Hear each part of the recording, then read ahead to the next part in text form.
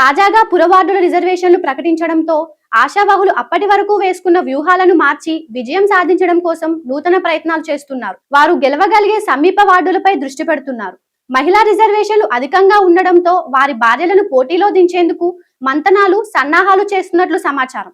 వార్డుల్లో విజయం సాధించేందుకు స్థానిక కుల పెద్దలు క్రియాశీల వ్యక్తులతో చర్చిస్తూ అభిప్రాయాల సమీకరణ జరుగుతోంది. రాష్ట్రంలో మున్సిపాలిటీలు, కార్పొరేషన్ల ఎన్నికల నోటిఫికేషన్ కొద్ది రోజుల్లో విడుదలయ్యే అవకాశం ఉంది.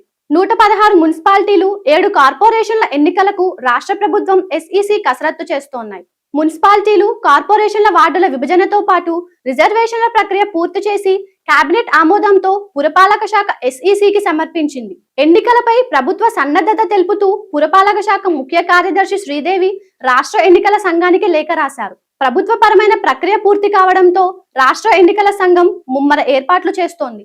కలెక్టర్లు, జిల్లా ఎన్నికల అధికారులతో రాష్ట్ర ఎన్నికల కమిషనర్ రాణికి ముదిని వీడియో కాన్ఫరెన్స్ నిర్వహిస్తున్నారు.